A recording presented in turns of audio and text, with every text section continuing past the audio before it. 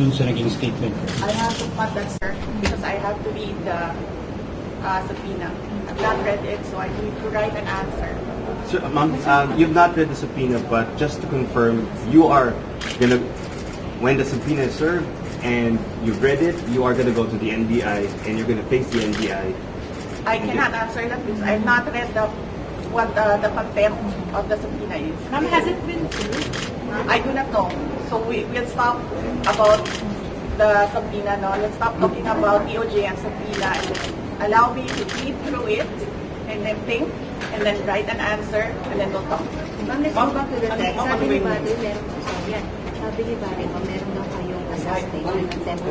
Just assassination against you before your birthday. Can you clarify this? Had there been really assassination attempts before your birthday? I have not talked to Lorraine Baden, no? So let me just talk to her and ask her, kung ano yung information niya. But we are actually preparing right now list of proof that they are, ano ba ito? The whole of government is going after one person. Let's see. But kung gusto nyo, basahin ko yung PSC, mas ano yun, mas merong, I discussed one thing. So, You wanna do that? You wanna do PSC? Let's do PSC.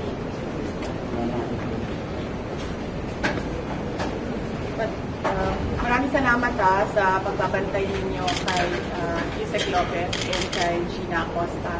And pakiusap ko lang na bantayan niyo siya kahit mag-shifting lang kayo, maiwan lang isa just to make sure na, kasi may takot din yung nasa taas na, actually ang takot ni Yusek Lopez lagi sa gabi. Oo, kasi hulog lahat ng tao, nagpapahinga lahat ng tao. Walang makakapala. So maraming salamat. Okay, PSC tayo.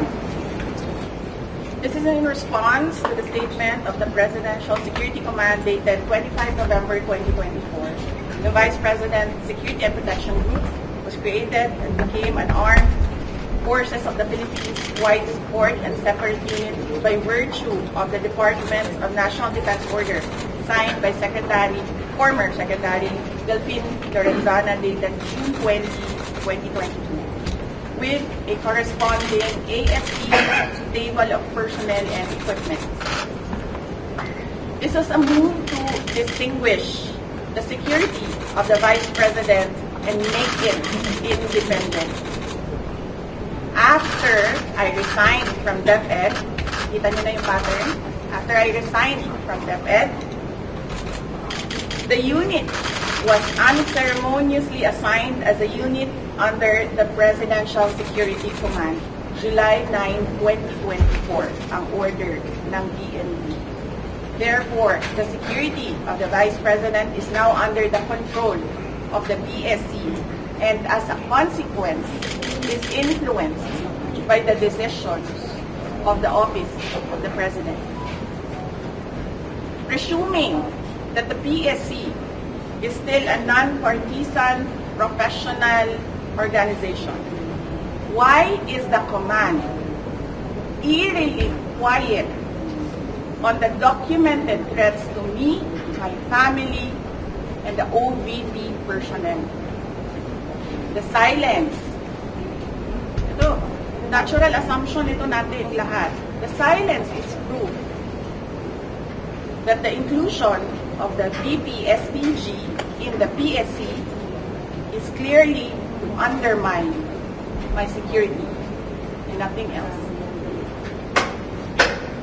So that's one threat.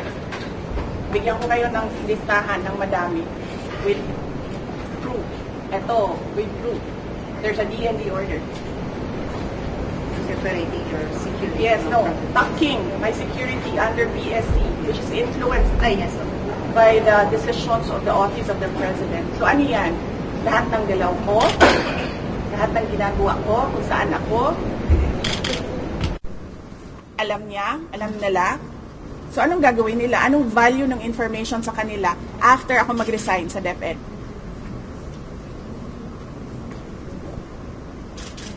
Before, when I was with DepEd and working to help the administration, wala namang ganun eh.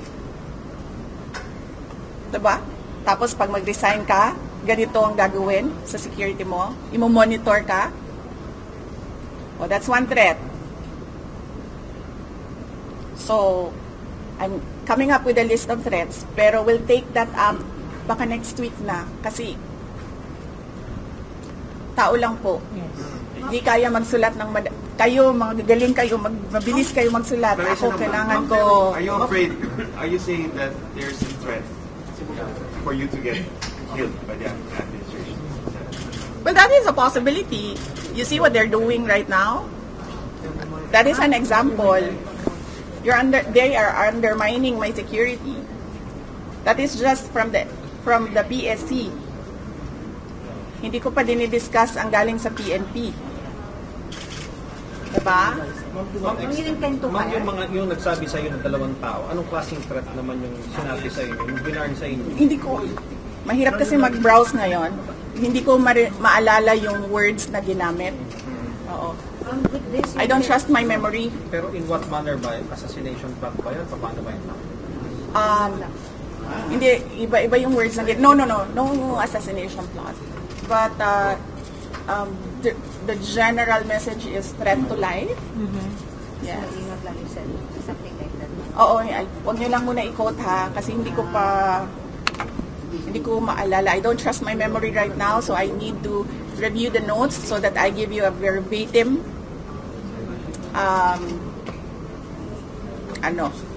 record of what was said by the two individuals. Ma'am, with this, do you also intend to double your security also like the PSC? Like what they're doing now to the first candidate ng president? Hindi ko na ini-expect yan, ma'am, sa PSC. And hindi ko rin tatanggapin, ma'am, at this point, kung magdadagdag sila ng mga tao dito. Kasi hindi na natin alam kung non-partisan ba yung Well, not necessarily idadagdag nila. Not necessarily coming from PSC. No, I don't trust anyone right now. So yes.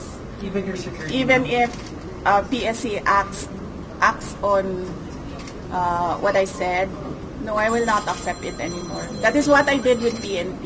Hindi na. Kasi hindi na natin alam eh. Baka igagawin pa yan nilang rason na maglagay ng mga tao dyan na nagtatrabaho para sa kanila. Okay.